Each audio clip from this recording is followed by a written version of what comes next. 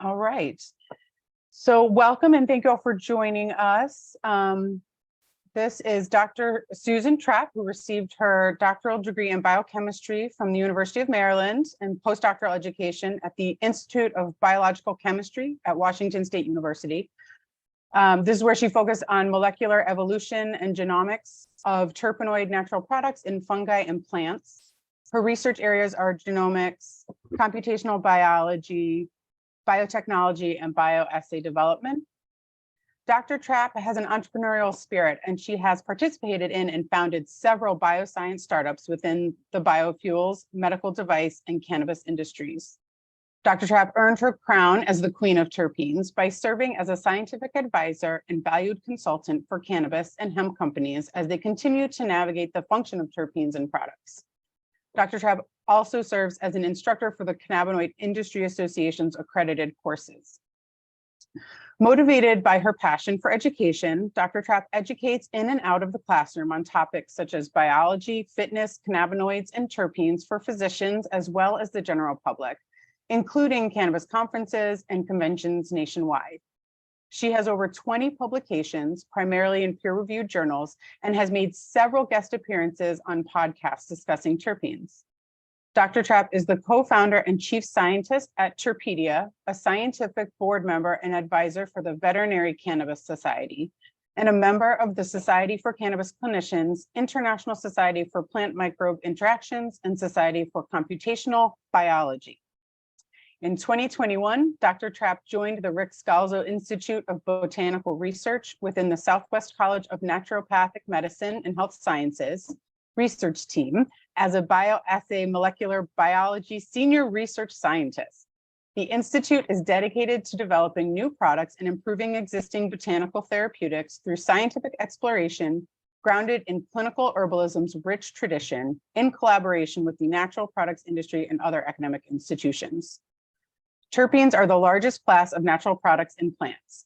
The cannabis plant, like many other plants, contains terpenoids that have many beneficial properties for the plant as well as humans. Let's welcome Dr. Susan Trapp on her knowledge and discussion of the biogenesis of terpenes. And happy 420, everybody.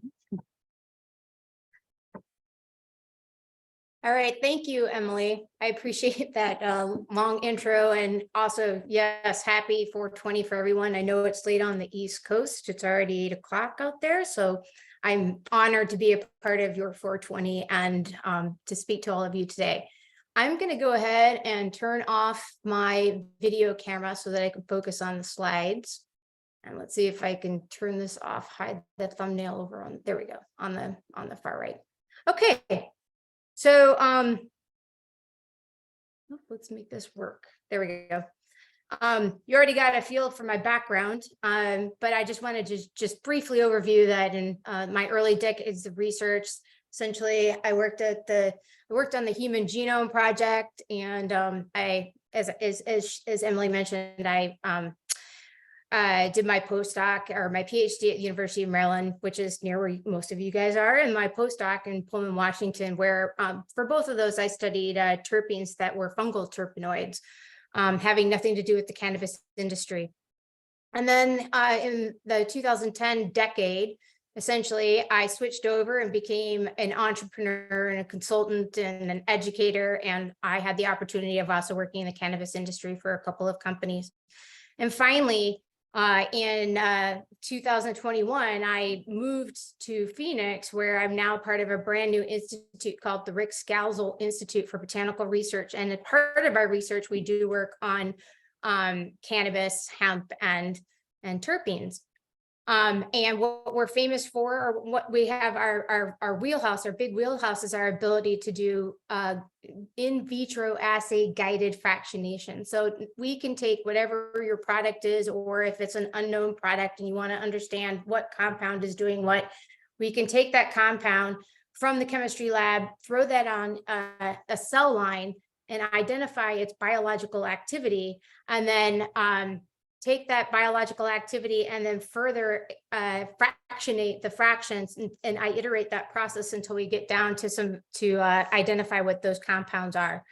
And that could be very useful in the cannabis industry as well for some of these terpenes. All right, so today we're going to talk. I decided I gave a talk last year called Part 1 of biogenesis, but today I'm gonna give half of that same talk, and then half the talk will be new. Really trying to give you guys a flavor of the recent research on terpenes in general and in the cannabis space. So the first half of this talk, we'll talk about what terpenes are, because I know some of you guys are brand new students and some of you have been there for a year, and then briefly talked about the biosynthesis, because I think that's very important for understanding why you have so many different interactions and so many different terpenes that combine to different things in the human body, and thus, you know, it's difficult to understand treatment. And so that will come in the later part of this talk. And then we'll talk about the common terpenes and the recent research.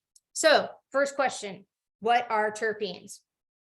So I like to, majority of the papers that I've written usually start with something like terpenes are the largest class of natural products. And so this quote is, terpenes are the most structurally and stereochemically diverse class of natural products called terpenoids or isoprenoids. And there are over 55,000 of these, of which have been identified to date in life forms.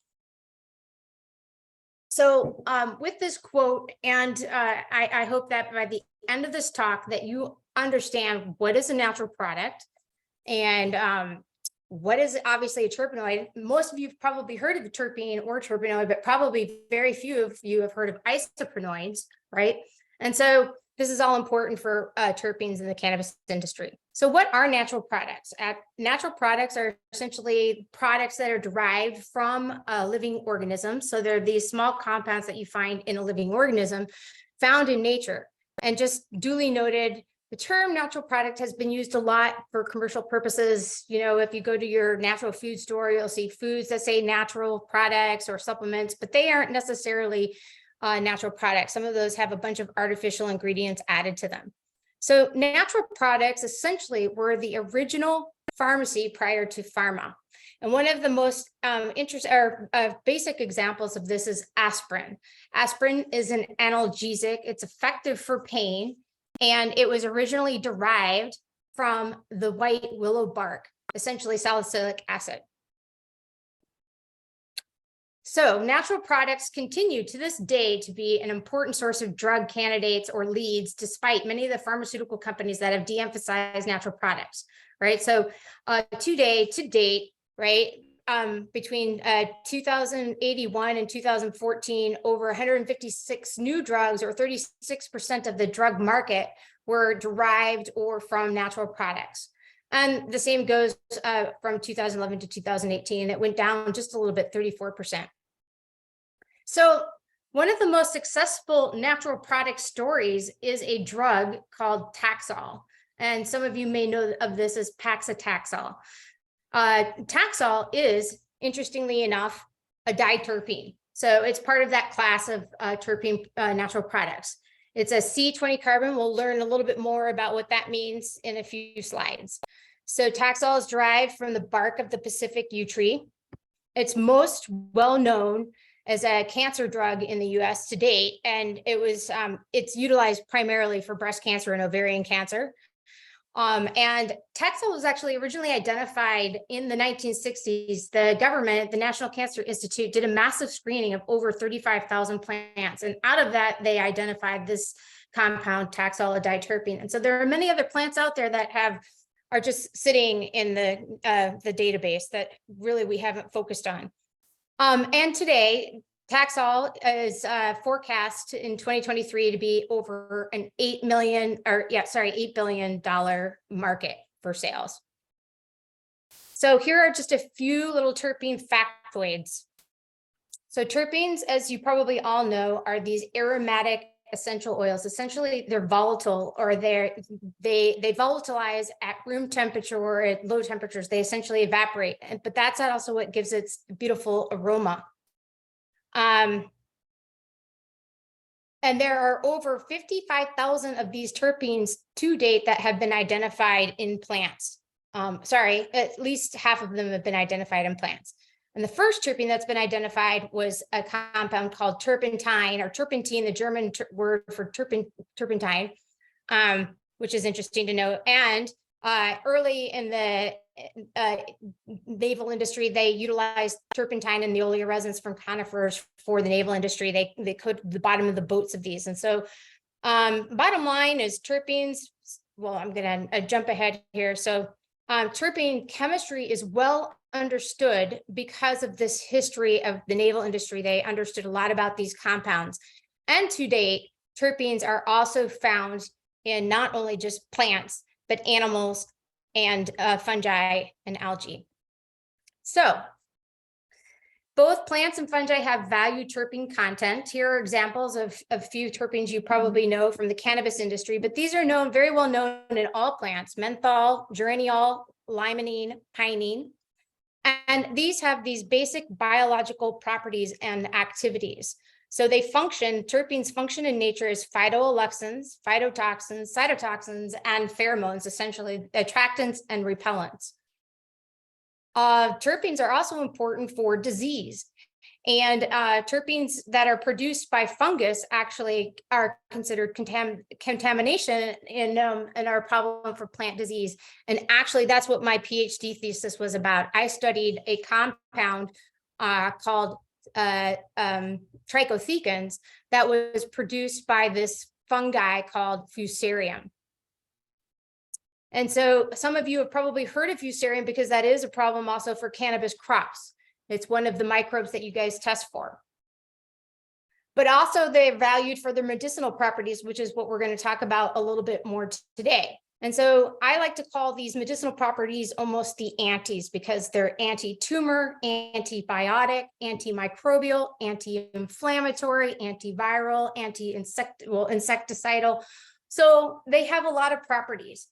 And if you think about it, they have a lot of properties because these plants themselves have to protect themselves from predators and other attractants and insects, whatnot.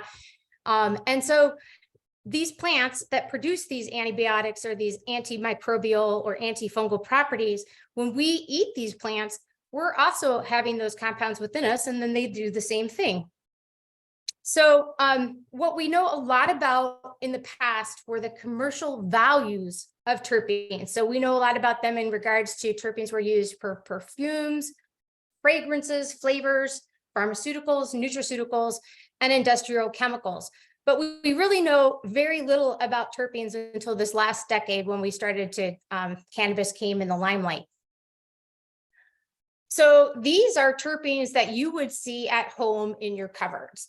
You've got, they're significant commercial value. And as I said before, the chemistry of these have been well understood. Turpentine, pine sol, crest, all of these have mint or menthol, camphor, scope, just to give you a bit of a flavor of how significant they are. All right, so the next part of this talk is just kind of a brief, is a brief overview of the biosynthesis of terpenes. And I don't expect all of you to understand these slides in any depth, but I hope by going over these slides, what you do understand is why these compounds are considered such a diverse and stereochemically diverse group of compounds, and why there could be at least 50,000 of these terpenes in nature. And that's due to the biosynthetic pathway that produces these terpenes. So there are a couple of terms, a lot of people, we've all heard of terpenes, but the question is, how many of you have heard of terpenoids, and what exactly is the difference between terpene and terpenoids, and what is an isoprenoid? So typically in the field, you can interchangeably use these two terms, terpenes and terpenoids, but because you're all in this industry, I thought it was important to let you know the actual scientific difference between terpenes and terpenoids. So terpenes are technically only hydrocarbons. And so as you can see here, you have a carbon-carbon with a single bond in between. Don't worry about that, but this is what we call a linear chain. This is an example, this is butane. But terpenes in general, such as myrcene, have this extra double bond, which I'm going to show you here. So terpenes have this double bond between two carbons, and that is what gives it the end prefix E and E. So terpenes the ENE means that it has a double bond. And so the majority of these terpenes that we talk about, myrcene, terpene, limonene, ENE, all are essentially saying they're hydrocarbons with at least one double bond. While terpenoids are essentially modified by, they have some kind of oxygenation to them. And so, for example, camphor here has this ketone ring here, camphor. So they've been they have a functional oxygen group. And that's essentially the main difference between terpenes and terpenoids. So what are isoprenoids? Isoprenoids are this whole biosynthetic pathway that when we talk about terpenes, this term isoprene, which you'll see on the next couple of slides, refers to a 5-carbon compound. And when we talk about the biosynthetic pathway of terpenes, we're talking about, it's synonymous with the term isoprenoid pathway. And this also becomes important because you'll learn a little bit about how cannabinoids are also produced. So bear with me. I've taught general biology, and this comes from Campbell's biology. I just wanted to go over what is a biosynthetic pathway, because my understanding is not all of you are scientists, right? This program has got a very diverse background of all of you lawyers as well as nurses. So what is a biosynthetic pathway? The bottom line is, let's see if we get that. Okay, there we go. You usually have a starting compound or starting molecule, which for now I'm calling A, and then you might have an intermediate molecule called B, and then you'll have C as well as a final product. So you have this thing called an enzyme that actually catalyzes and does a reaction to this molecule from A to B, right? And then there will be another enzyme that takes this intermediate molecule, does something to it, and then it goes to C, another enzyme, and that goes to D. So you begin with a specific molecule and it ends with a product. And each step is actually catalyzed by one of these enzymes. So this is a very simple explanation of a biosynthetic pathway. And so the next, down at the bottom of this slide, I'm showing you a cartoon characterization of both production of terpenes or through the isoprenoid pathway or the production of cannabinoids. And so without getting bogged down by the details here, we have something called the it's called the isoprenoid pathway, and it's also called the smellophenonic pathway. And these compounds here, this pathway actually produces what we call isoprenoids or isoprenoid pathway. Whereas if you take this other pathway without worrying about the details, because this is not, it's not biology, right? You have the hexanoic pathway as well as the isoprenoid pathway, and those two together combine, and you create these cannabinoids that we all are loving, enjoy, especially on 420, right? And so these are the cannabinoids, and it's a combination of both the hexanoid and the isoprenoid pathway. All right, so what is this isoprene? Why is that so important? So again, all of these terpenes, when you hear about monoterpenes or sesquiterpenes or diterpenes, I'm going to break this down for you so that you understand what's actually going on biosynthetically. So an isoprene, again, that ENE standing for that it's a double bond. Isoprene is a 5-carbon compound. It's a formula of C5 and a H, meaning hydrogen. So C is for carbon, H is for hydrogen, C5, H, 8 hydrogens. Don't worry about that, but bottom line, 5 carbons. And these, they are these, what we call these alkenes, which means that they have at least one double bond. This one has 2. So terpenes are naturally occurring compounds, and they are biosynthesized from this isoprene unit, right? So you start out with this isoprene unit, that's this 5-carbon compound, and the terpenes actually build in multiples of 5 carbons. So 2 5-carbon compounds, 2 isoprene units, you'll have a C10 or a monoterpene. You'll see this on another slide, and you can continue to build from a C10 compound, 15 compound, 20 compound, and so on.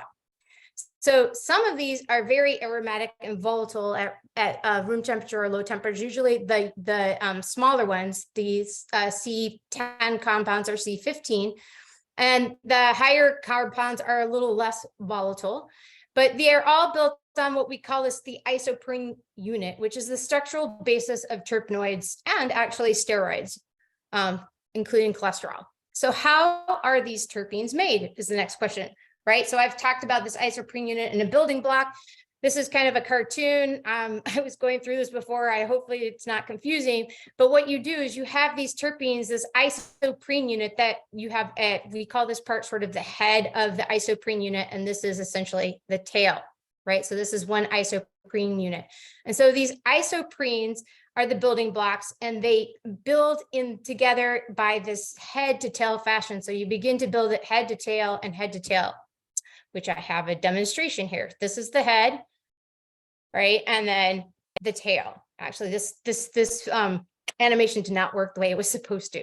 But the bottom line is they build head to tail and head to tail with this double bond in between. And that's how you begin to build these terpenes. So one more cartoon here, right? So think of this as, these are little Scrabble.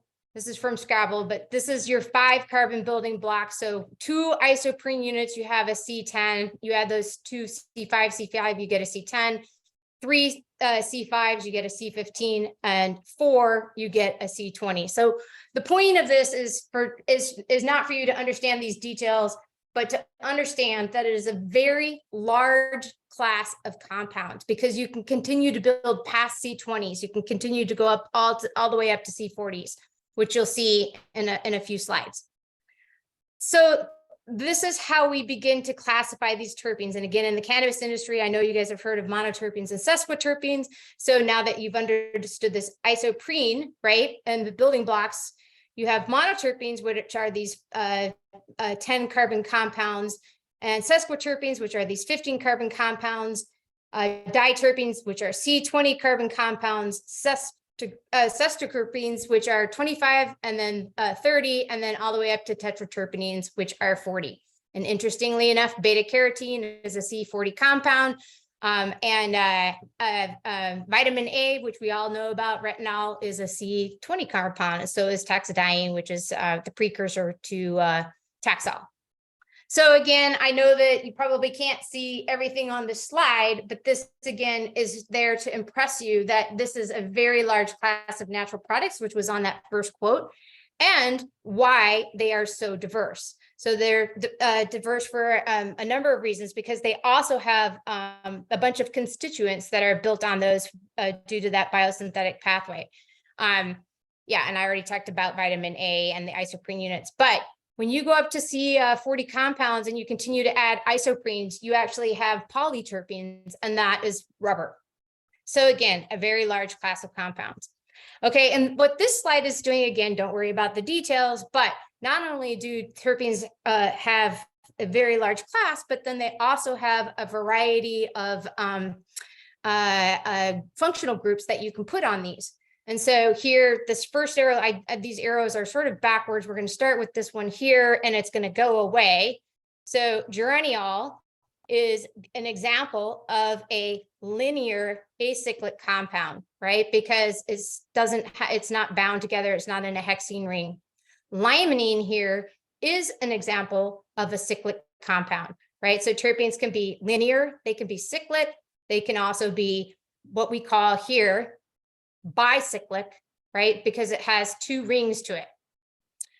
Pinene is bicyclic, right? And then another thing is they can be alcohols. We've heard of linalool. That OL at the end, it represents an alcohol, linalool, or menthol.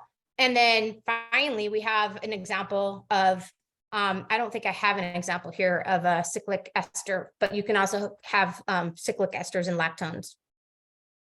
All right, so this is just a brief overview of terpenes representative in plants, not just cannabis, but some of these obviously are very familiar, which means some of the main terpenes that you see in cannabis, you also see, they're usually the main terpenes in a lot of the essential oils.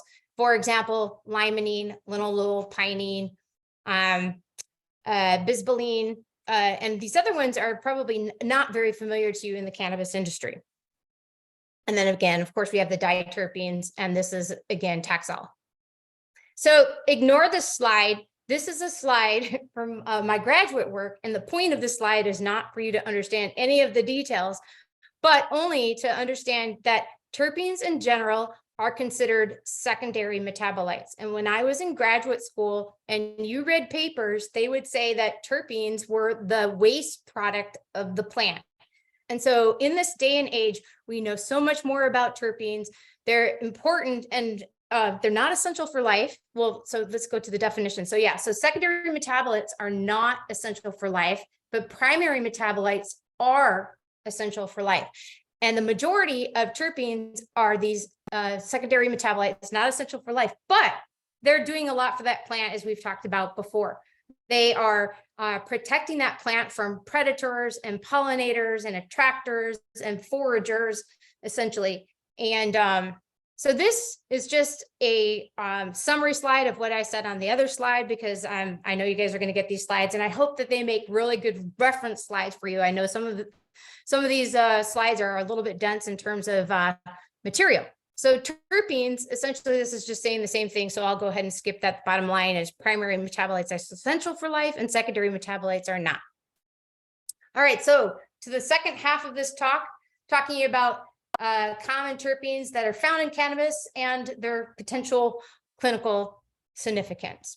So again, this is a summary slide of the most common terpenes found in cannabis: myrcene, linalool, limonene, alpha and beta pinene, beta caryophyllene, which in the literature, the old name for it was trans-caryophyllene, so I decided to leave that up there. And then in the literature, the old name for humulene was alpha caryophyllene.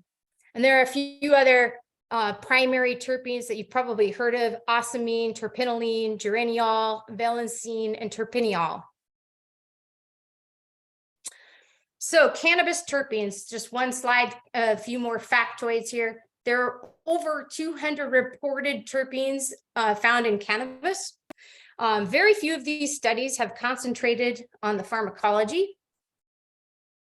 The yield is typically less than 1% in most cannabis assays, but it essentially represents 10% of what you find in those trichomes. Monoterpenes predominate, however, they suffer poor yields because of drying and storage. They're more volatile and they volatilize in the air, so you don't really get sometimes an accurate reading. And the sesquiterpenes, for example, such as caryophyllene, result in higher yields. They're just slightly more stable. The production of favors these compounds, limonene and pinene, in flowers. Essentially, they also have they repel insects, and essentially lower fan leaves express higher concentrations of the bitter sesquiterpenes, and they're usually bitter because they're protecting the plants from grazing animals that are trying to feed on it. Terpenes production increases with light exposure and decreases with soil fertility. Essentially, that's a growth versus floral. When you stress out the plants in a lacking of nutrients for it to flower, then you decrease oh, I lost my train of thought there. All right, let's move on. So most terpenes are generally recognized as safe, and that's important, but essentially this, for the FDA, we're talking about, when we talk about generally recognized as safe, we're talking about it being a flavor for to be an additive of flavor or for food. We're not talking really about what is considered safe if you're talking about the therapeutic health benefits for a human, and that is very unknown, really. And a lot of the studies, when I did this lit search, are really beginning to understand that, looking at the terpenes in an animal model system. There are a few terpenes that are known to be non-generally recognized as safe, and those are 1,8-cinnalene, pulegolone, terpineol, cinnamine, borneol, and carine. And this came from the famous Rousseau paper. So the next couple of slides are just a brief, well, not brief, these will hopefully, I prepared these and they should all be very good reference slides for all of you. And I covered essentially the top 8 terpenes. So beta caryophyllene is the most common, oh, my flyer, there we go. Most common terpene in cannabis. As you probably all know, it's found commonly in black pepper and cloves, and it's ubiquitous in the food chain. Beta-caryophyllene was the first, actually, it's a first terpene to also be called or proven, quote, to be a phytocannabinoid, which I talk about a little bit more. Bottom line is, because you find this cannabinoid ubiquitous in the food, they've called it a dietary supplement. And caryophyllene binds the CB2 receptor, and it can act as a full agonist to CB2. That's also on the slide in the future. But so essentially, beta-caryophyllene has broad pharmacology. However, on the right side of this slide, I have written down, you can see here, there are many potential applications, which I won't go through. The big ones are anti-inflammatory and analgesic, but it's also been identified for anxiolytic properties. And then down below for these benefits that they may be helpful for certain diseases. And all of this information comes from a couple of places. It comes from the Russo paper, 2017. And by the way, I have 4 slides at the very end of all the references. So you can have all of those. But there's a brand new book out by Catherine Hagel, 2002, and a former presentation by my colleague. I put all of these together in these next couple of slides. So myrcene is the most common monoterpene, and it's found in cannabis. My mouth is very dry. It's found in cannabis and is one of the most prevalent terpenes in the cannabis cultivars. It's most commonly known for its sedating effects and muscle relaxant. We call that the couch lock effect when you're smoking your cannabis that has high myrcene in it. And it's commonly found in plants such as hops and mango and celery. And again, myrcene is known for its anti-inflammatory effects and analgesic effects. And I have a paper here that came out not too long that we'll talk about in more depth on its analgesic effects and the mechanism. Alpha-pinene is, as you saw on those former slides, it's a bicyclic monoterpene, mostly widely distributed terpene in nature. It's what smells like Christmas trees or pine trees, right? It has high bioavailability when you inhale it, which makes sense when you're smoking cannabis with high pinene content. It opens up the lungs. It has decreased bacterial cell membrane integrity. It inhibits acetylcholine esterase, and it increases motility and aids memory. And again, many potential applications. A big one, again, is anti-inflammatory as well as a bronchodilator. It's also an anxiolytic or anti-anxiety. And then again, these benefits for disease and symptoms of disease. So limonene is a cyclic monoterpene, and its actions is that it binds to the serotonin receptors. That will be on another slide that I have. It's a free radical scavenger, and it inhibits TNF alpha. It activates the adenosine receptor. It induces apoptosis and increases mitochondrial biosynthesis. And as we all know, a lot of limonene is this citrusy smell that's essentially got this uplifting and kind of refreshing effect. The citrus, and it's well known in the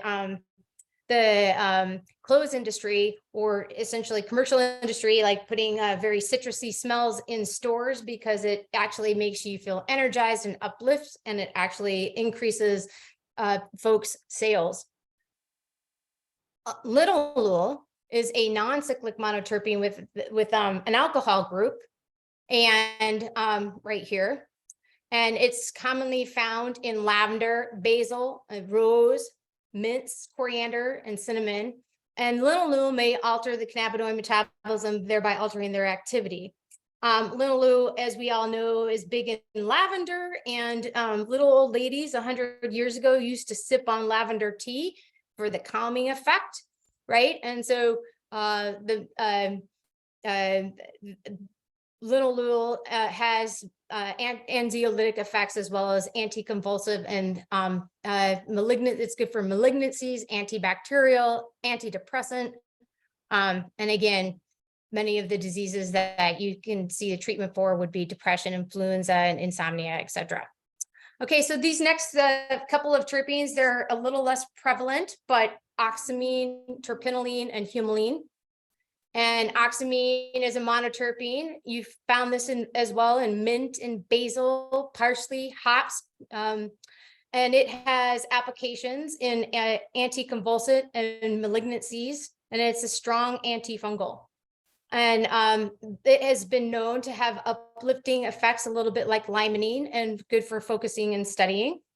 Terpinolene is the monoterpene that's found in apples and blossoms, nutmeg, oregano, cumin, lilac, and it has potential applications also as for malignancies, antibacterial, definitely in chronic pain and inflammation.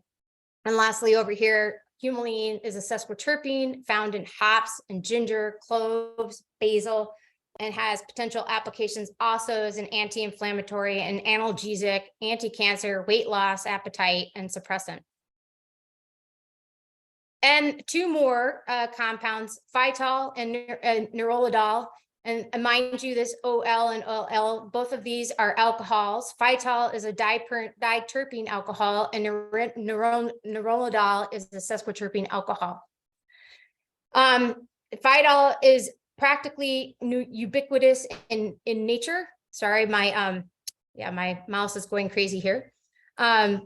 And it's found in jasmine, mugwort, green tea, wild lettuce, and it has potential applications also in anti-convulsive malignancies, anxiety, antibacterial.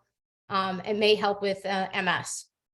And lastly, we have the neuronidol, which you can find in, I love the smell of neuronidol in orange peels and lemongrass, ginger and jasmine, lavender. And neuronidol has been known for its calming and sedative effects. All right, and one last one, bisboline. This is a sesquiterpene alcohol. This is commonly found in lavender and sage and German chamomile. And it also has calming and relaxing effects. It's also been potential applications for this would be anti-inflammatory, anti-irritant, antioxidant, analgesic, and neuroprotective effects. All right, and so this next section of slides, so what I did is I decided to go over the basic, probably, I think that was the 10 terpenes that are of the primary terpenes in the cannabis industry. But then there's so much information there that you get lost. So what I did is I decided to present them that way. And then I went ahead and divided them into categories. Actually, and this is on a, let me move forward here. I'm going to move forward. Yeah. So I'm going to jump ahead here. So what I did is I already presented these terpenes. And so you can go to those as reference slides and understand some of the potential therapeutic effects of each of those terpenes, but then I've grouped them in the opposite way. So in regards to their ability for therapeutic effects, one for essentially anti-anxiety or mental health, and then 2, pain and inflammation. And although I wrote cancer up here, I only have one slide really on cancer. So now I'm going to go back. I'm probably going to jump over these slides here because I'm going to run out of time. Let's see what time it is. Yeah. So I love to talk about forest bathing. So obviously terpenes have these aromatic effects and flavors and fragrances, but they are also very important in mammals, and they have many health benefits. And so forest bathing is this idea of Shinrin Yoku forest bathing, which is essentially something that was developed in Japan, where you can go walk into the forest, but anybody who's backpacking or whatnot, you're walking outside and you're smelling the forest and the trees, and all of those trees are exuding terpenes. And they've been able to demonstrate that this lowers blood pressure, heart rate, improves physiological state, lowers cortisol levels, and improves your immune function. So just by being outdoors in some kind of a forest, which the Japanese call forest bathing, you're really providing yourself health benefits. And with that in mind, I have provided, and I did this last time, a couple of main recent reviews that I thought really did a good job. And as you can see, trying to talk about all these terpenes, there's a variety of categories and it can become overwhelming. So I highly recommend these 3 reviews. It's Russo's 2011 paper, which he goes over the cannabis terpenes and those effects up until 2013. And then Russo and Jean-Marc also again reviewed those back in 2017. And then there are 2 papers from this Japanese group that actually studied terpenes in the forest. And they essentially give you a really nice overview of the number of terpenes and all the studies that have been done, or the majority of important ones. So this particular review reviews and categorizes these terpenes for their anti-inflammatory, anti-tumoric, and their neuroprotective effects. So this is that other reference. So let's take a moment here. The last talk I gave, or if you talk to people about terpenes, you say there's not really that much known about terpenes. And in a way that makes no sense, right? Because I've just given you a bunch of information about terpenes and they have all these properties.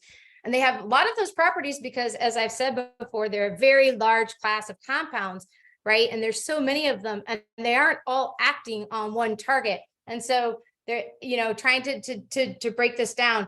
But the bottom line is even the National Institute of Health here recognizes the importance of terpenes. And what they said is, however, the evidence is largely inconclusive and there's further investigation that's needed in regards to the benefits, right? And so more research is needed to look at the basic biological activities of these plants' very diverse phytochemicals, essentially these terpenes. And so what that means is that most of the studies that I've already presented or I'm going to present, I have a few more studies, which I might breeze through, are really what we call preclinical or basic research. They've looked at in vitro, like cell assays, which my lab does, or animal models, mouse models, rat models, but very few to date have actually looked at clinical trials, taken those terpenes and put them in to see how they perform literally in humans. So bottom line is this illustrates that terpenes are definitely significant in general. They're very significant in cannabis, and that more research clinically is required as well as basic research before we're really going to understand terpenes and for formulation, right? So some of you are probably trying to develop cannabinoid products and trying to figure out what terpenes work. And it's still hard to tease all of that information out. So back to this slide, we'll talk a little bit about mental health and a little bit about pain, and then a few slides on clinical trials. So this slide here, I prepared over a year ago and essentially created a list of terpene effects by category. And the question is, do they work in concert with each other? Is there an entourage effect? Is there synergy? There are a few papers, and I'm not really going to cover those today, but more importantly, I did my best to classify these. So you have terpenes for calming properties, that would be limonene, myrcene, linalool, terpinolene. Terpenes with sedating properties, such as the same ones, you'll see those same ones, both sedating and calming, although there are a few nuances. Myrcene, linalool, terpinolene, nerolidol, and this should have an L on it, phytol, or it's covered up by this cartoon. And then over here on the left, we have analgesic properties and anti-inflammatory properties. And as you can tell, some of these overlap. And some of the papers that I'm going to go through fairly quickly start to really tease apart what these are doing. And what I put up here is at the top, the receptor target for myrcene, it turns out, is this receptor called the TRPV receptor. Some of you probably have heard of that. And then, of course, caryophyllene we've all heard about, which we know binds to the CB2 receptor. All right, so I have two papers that I found that were like incredible for talking about essentially giving a good overview of mental health terpenes that were involved for the central nervous system. And that was this paper by, I'm going to obliterate the name, Valderrama from 2021, and then Argwal, which was also from 2022. And although both of these sort of talk about the essential oils, what they do is they talk about the essential oils, but they break down those essential oils into the specific terpenes. So they're really helpful if you're beginning to try and understand that you're developing a product and you want specific terpenes in it, which ones would work best, which ones would work together, that type of thing. And so this particular paper here, essentially, they were able to, they talked about anxiolytic, antidepressive, sedatives, and anticonvulsant. And the bottom one down here is another review, which they presented an incredible comprehensive outlook on properties and the characterizations and some of the mechanisms of action. I highly recommend this one. It's got a lot of beautiful graphics to it. So in this paper by Valderrama, they broke down some of the terpenes and the essential oils that are important for essential mental health or neural activities. And that would be the pinene, linalool, limonene, the citronellol, the geraniol, the alpha terpineol, linyl acetate, which is a derivative. It's not quite a terpene. And caryophyllene, this one also lavendyl acetate, and gamma terpenine. It's getting late here and my mouth is not working. All right, I think this is my most complicated slide. And again, don't worry about understanding all of the details, but I do hope that this becomes a great reference slide for you in your education in regards to terpenes and what they're doing on the nervous system. And so what we're looking at here is we talk about this, oh, where'd it go? Let's see. Oh, yeah, here we go. We talk about, I know this is very small and you can't see this. HPA is the hypothalamic pituitary adrenal axis. Essentially, we're talking about the targets for the sympathetic nervous system and the parasympathetic nervous system.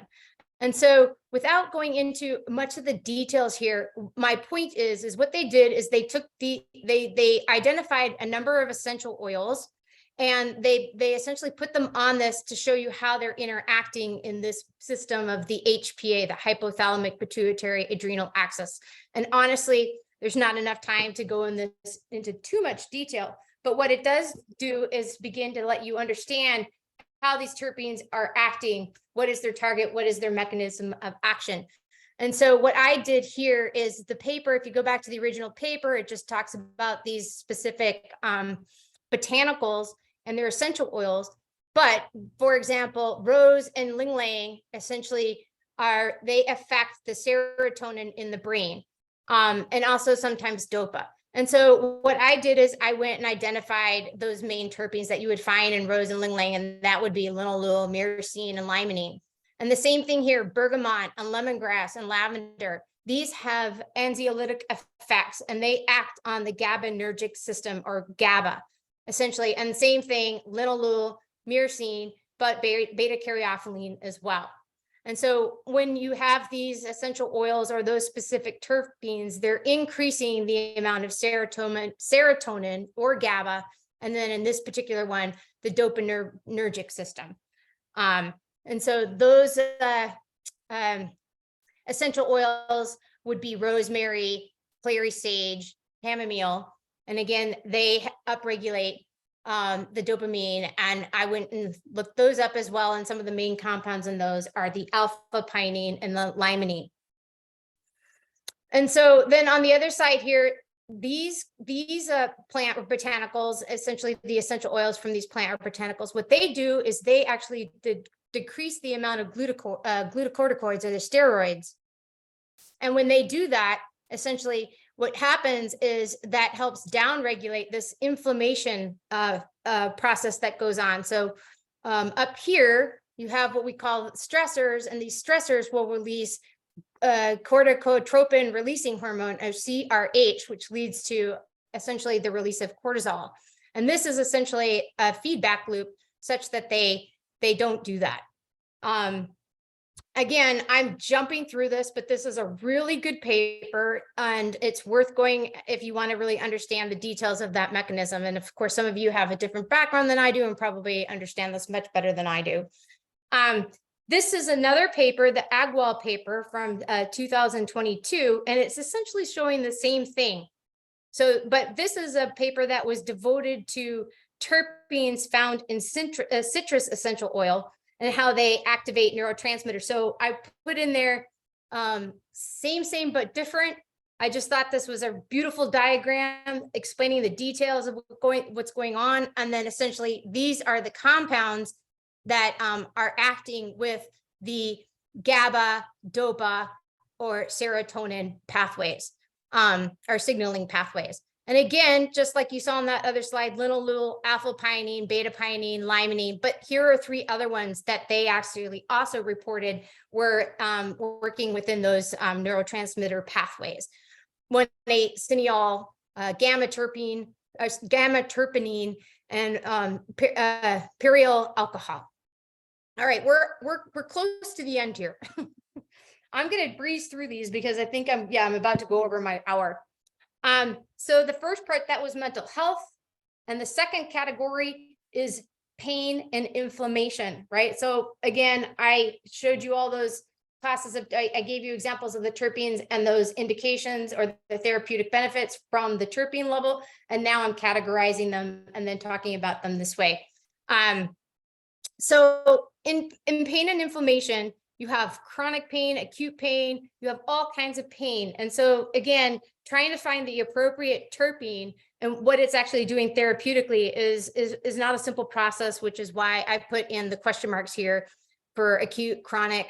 All right. And so this slide, we know a lot about beta caryophyllene, and for sure, 100% BCP, the short abbreviation for beta caryophyllene, has been fairly well studied, and for inflammation, pain, and even seizures. And so this is a timeline. Again, I won't go into much detail. One of the seminal papers on beta caryophyllene is this paper by Gersh in 2008, where they were able to demonstrate that it actually does bind to that CB2 receptor.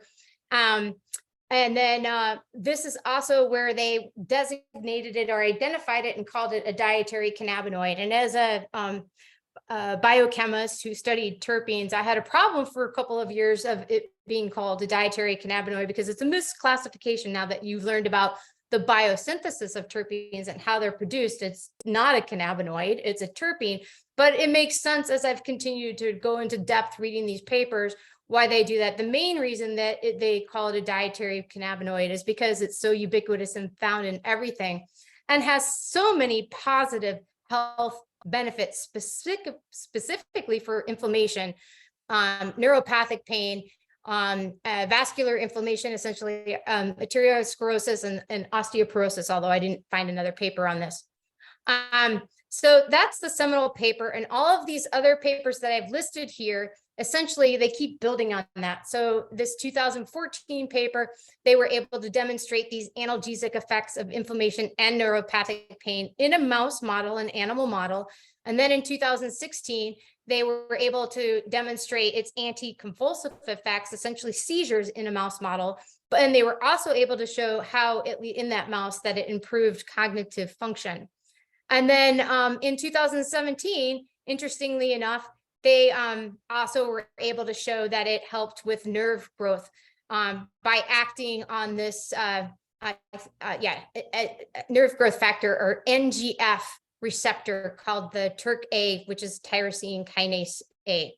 And importantly, or interesting in this paper, so we all know, a lot of us know about cannabinoid, and a lot of us know that it binds to the CB2 receptor, but this paper demonstrates a mechanism where it's not binding to the CB2 receptor, it's actually binding to this other receptor, and illustrating that these terpenes have many effects in our body, which is why it makes it confusing on, what therapeutic treatment to utilize. And then again, this is the interesting part about this is they looked at dyslipidemia and vascular inflammation. But not only did they find that it involved both the CB2 receptor, but it also involved another receptor called the peroxisome proliferator activator receptor, the PPAR receptor, PPAR gamma, which actually plays an important role in lipid metabolism and glucose. All right, we are almost done here. This paper is another paper on anti-inflammatories because I focused on beta caryophyllene because we know a lot about that and that it actually binds. And there's been a number of studies on inflammation and pain. Sorry. But this one, I really like this paper because what they did is they essentially looked at the anti-inflammatory properties of terpenes and compared them to CBD. And not only that, what they did is they took 3 different cannabis chemovars and they isolated the essential oils, terpene essential oils, rich in terpenes from each of those cannabars, which they called T1, T2, and T3. And they tested those both in vitro and in vivo in a mouse model. And they were definitely able to show that these terpenes, this combination of terpenes had an anti-inflammatory, and I'm going to say this wrong because I say it wrong every time, nociceptive activity, essentially that analgesic effect, even though these different chemovars had slightly, different terpenoid compositions. And the key takeaways here that I found very interesting, at least in this paper from 2018, is that none of these essential oils are rich in terpene essential oils from the chemovars were actually as effective as CBD. And secondly, they found that CBD, at least in this paper, and again, this is a evolving field, so I wouldn't take this as the word of God here, but definitely information, important. CBD seemed to exert prolonged immunosuppression for chronic inflammation, and the terpenes showed a little bit more of a transient immunosuppression. So what they were suggesting here is that CBD may be better for chronic inflammation and that terpenes may be better for acute inflammation. So again, if you're trying to create a very powerful formula, right, that's why you might want to have a certain chemovar or use a full spectrum. All right. And this is one of the tables from that specific paper. And what I really like about it, again, you probably can't see this whole table. It's tiny little things, but what I wanted to point out is they have the first chemovar, the T2 chemovar, and the third chemovar, T3. And if you look across these, essentially the main terpene in 2 of these. So what they did is they just identified the terpenes based on the highest terpene in that chemovar. So they did essentially a relative ratio. So myrcene was the highest in both T1 and T2, 100%. And then T3, caryophyllene, was the highest percent. And the point of this is not to look at that in detail, but to look over here on the left to realize that this essentially continues to validate the benefits of caryophyllene for inflammation, nociceptive repair, and then as well as myrcene and these other 2 compounds, ocimene and terpinolene, because these were the top 4 compounds found in all 3. Well, not top 4. The first one and myrcene and caryophyllene for sure were the top 2 in both. And then these begin to give you some hints, right, about probably what's helping with that inflammation to some extent. All right, this is another paper on demonstrating the benefits of. It's a review paper on caryophyllene and chronic inflammation. It's pretty in depth. That essentially goes over some of the papers I just discussed, which were more of the primary basic research papers. And lastly, in regards, I hope this is the last one in regards to pain, is myrcene. So there was a paper that came out in 2019, myrcene and terpene regulation by the TRPV1 receptor. And so TRPV1 receptor is known for ligands that bind to it or compounds that bind to it is something like capsaicin, which provides a burning sensation. And without getting into the details of this paper, they were able to demonstrate that myrcene was acting, or it was an established target for the TRPV1 target receptor. and it suggests that it has probably substantial potential analgesic effects as well as potential for a formulation. And the other interesting part of this paper is they went into depth really trying to understand where those ligands or compounds myrcene was binding to this TRPV receptor. And it actually does overlap that ligand, that compound myrcene and the CBD both overlap on the binding of that enzyme. So they called it a partial overlap, which actually means that it competes for the enzyme. I'm getting too detailed here for this talk, but a good paper to go back and look at in detail. All right, I have two more. One of these, when I was just reviewing my slides, should have been in the mental health portion. So these are 3 papers just talking about linalool and pinene and brain health. And so they're there for your benefit. And they were able to demonstrate that they were indicated as a therapeutic for stroke, inflammation, neuropathic pain, cognitive impairment, including Alzheimer's and aging, insomnia, anxiety, and depression. And this one is a unicorn. I don't. This is from this is just showing, because this is not about pain or inflammation or mental health. This is a wound healing, and I won't go into any depth. But again, alpha pinene and philandrine were actually found to assist in accelerating the speed of wound and the tensile strength of that wound. Okay, this is I'm at the last few minutes of the talk. So we've learned a lot about the basic research, right? And preclinical, in vivo, in vitro, looking at animal models, but I decided to go to our brand new Chat GPT, the AI, and do a quick and dirty search on clinical trials. And so my point is although there are some clinical trials out there, they're very few and far between compared to what we can see in the basic research. And so what I found was that which makes sense, there were 12 clinical trials that were either ongoing or they're beginning and still trying to get recruitment. 12 in beta caroline, 3 in linalool, 3 in myrcene, 5 in pinene, 5 in limonene. I found 0 in pinene, which I found surprising. Oxamine was 0. And then I decided to also look for terpene in cancer studies.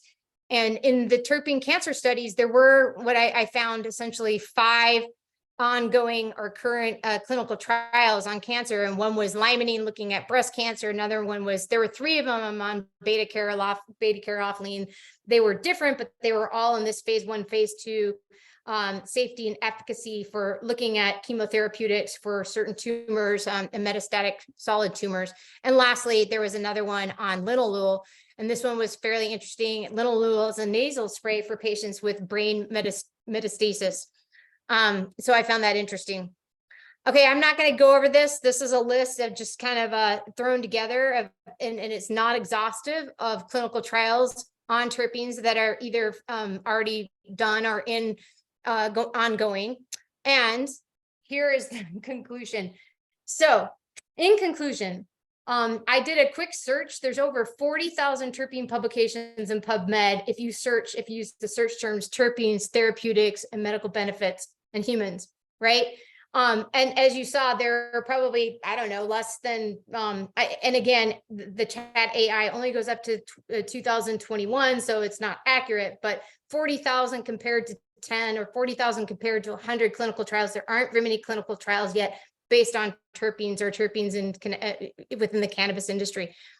There are numerous, right, articles on in vitro and in vivo models, making actually this talk somewhat of a quandary on how to present, right, the most recent studies and the ones that are important. I hope this has been helpful.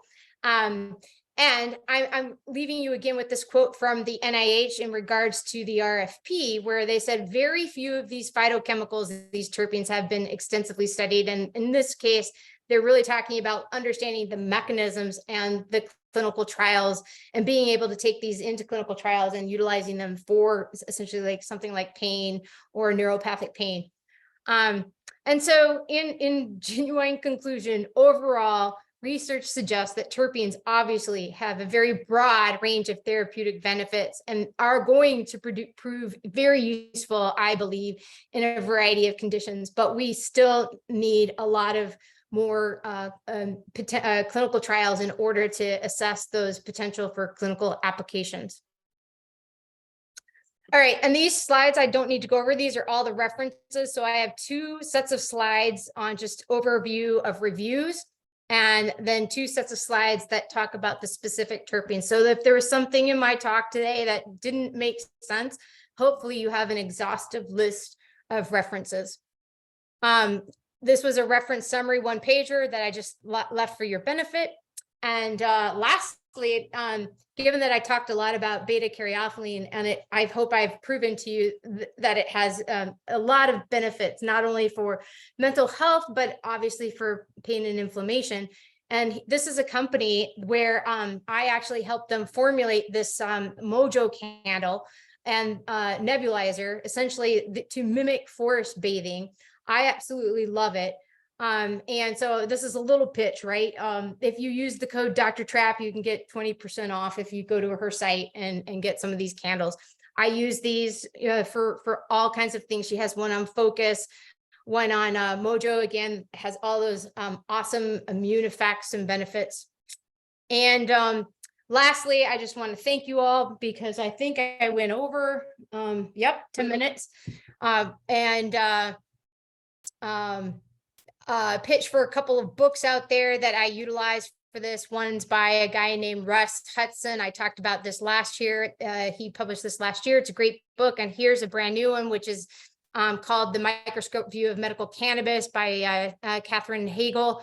Both of these are really good reference books in regards to understanding. There's a whole chapter in here on terpenes, and that the former one is the whole book is on terpenes, but it's more kind of an undergraduate, graduate level explanation of terpenes, the former one, the Russ Hudson one. And with that,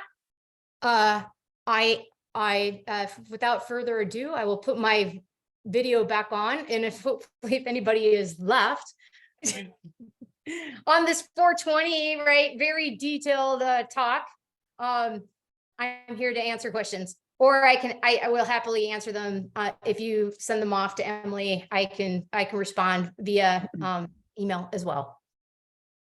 Yeah, thank you, Dr. Trapp. That was incredible. I attended last year's. I feel like I was so lucky to go to last year's talk and then to have this one too. So thank you so much.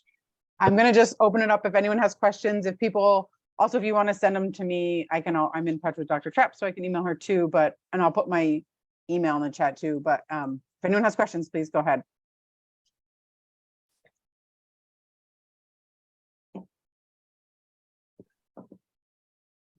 Maybe no questions.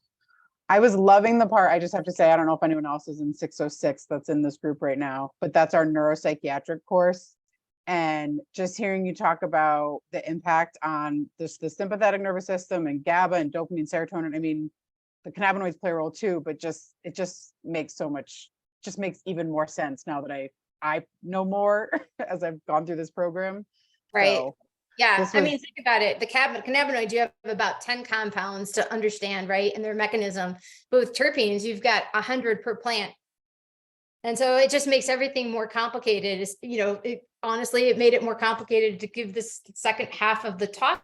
If I have the opportunity I will to give a third talk, I will go into more detail, right? But and just get it a little bit more organized. But I was really struggling how to present this information because there's so much of it, and it's all over the place. It's an evolving field. It's very nascent, and there's very conflicting data. Yeah. Well, I was gonna say, I feel like there is a question here, so I will. Okay. I will jump to that, but and I don't know how much time you have, Dr. Trapp. I don't want to take too much of your time either, but if you can stay for a couple of questions. There's one here from Esteban. It says, what's one of the most common misconceptions about terpenes you'd like to clear up? My answer to that is it's probably a kindergarten answer because the field has grown, right? But one of the most common misconceptions, at least a couple of years ago, when I went to cannabis conferences, is that the majority of people in this field really thought that terpenes were only produced by cannabis.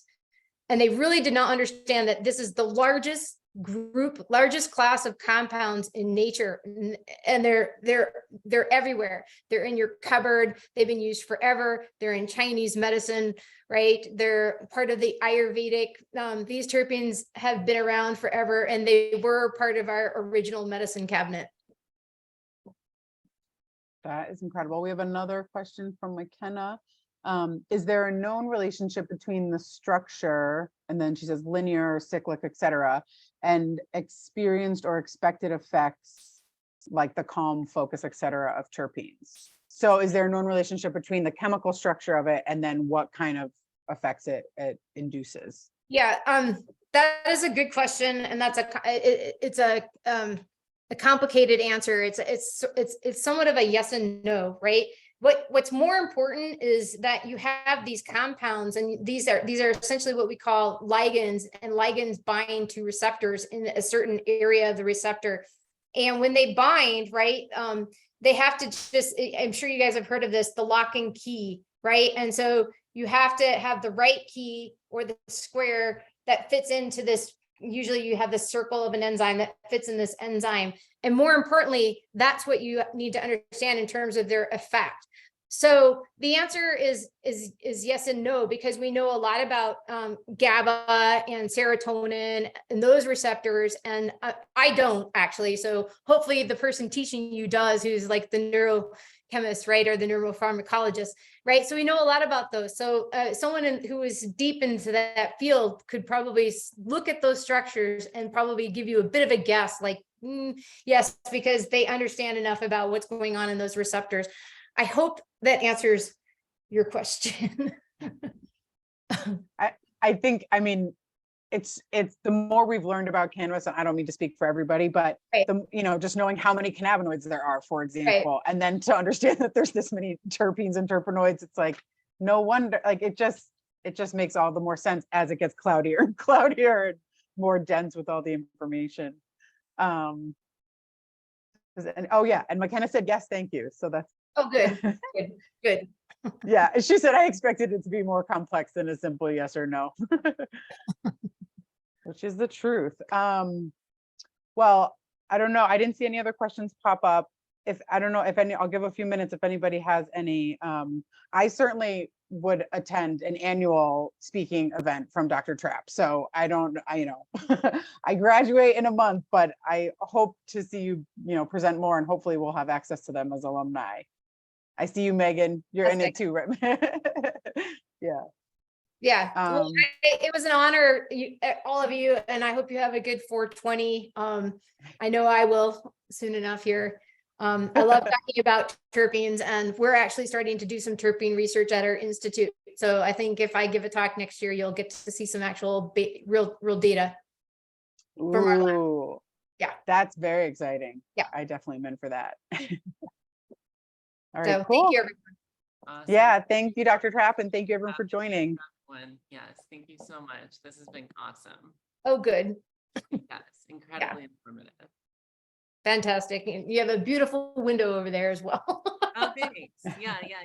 It's still a little bit of daylight. Yeah. Happy funny. Thank you, everyone. Take care, everyone. Oh. Let's see.